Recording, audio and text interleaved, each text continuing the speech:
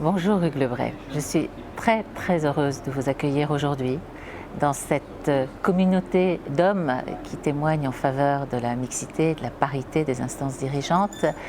S'il y a bien un homme qui incarne la diversité en France, c'est vous. Vous avez été directeur de la communication de la Société Générale, où d'ailleurs vous étiez sponsor du réseau féminin interne, c'est important de le préciser.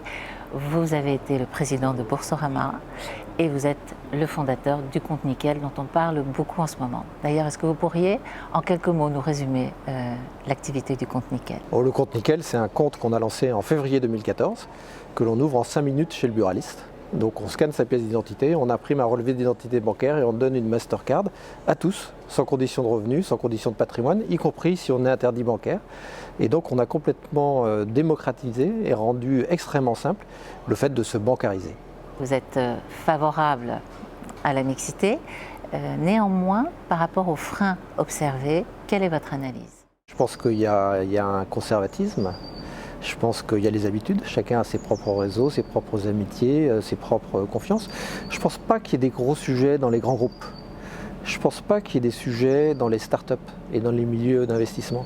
Je pense qu'il y a un énorme sujet dans les petites entreprises, dans les ETI, où il y a l'habitude. Et là, le sujet est beaucoup plus fondamental. C'est-à-dire que ce n'est pas tant la place des femmes que celui de la gouvernance duale, de l'indépendance, des compétences qui sont dans les conseils et qui donnent des visions extérieures. Vous auriez aujourd'hui le pouvoir d'influer sur ce sujet.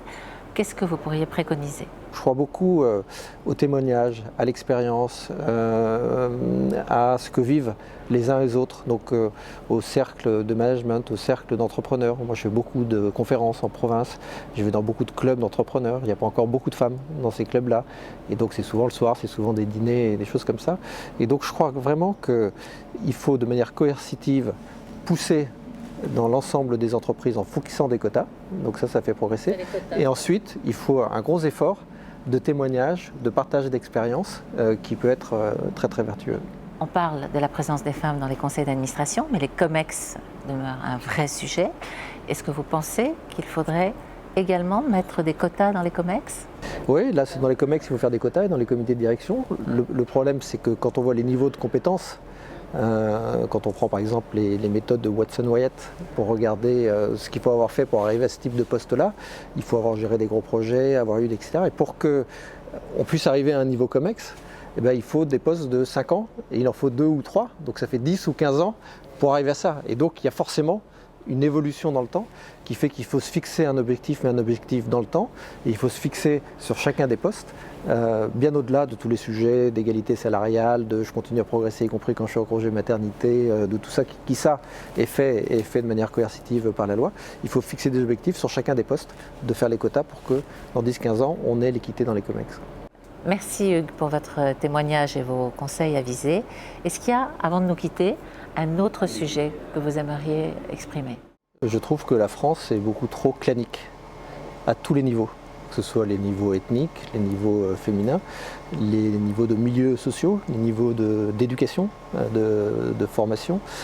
Et on est bien quand on est dans l'associatif et dans le non-profit, où on est capitaliste, où on est dans des organisations non-profit. Et je trouve que ça ne devrait pas être clanique, ça devrait être beaucoup plus ouvert, ça devrait être beaucoup plus fluide.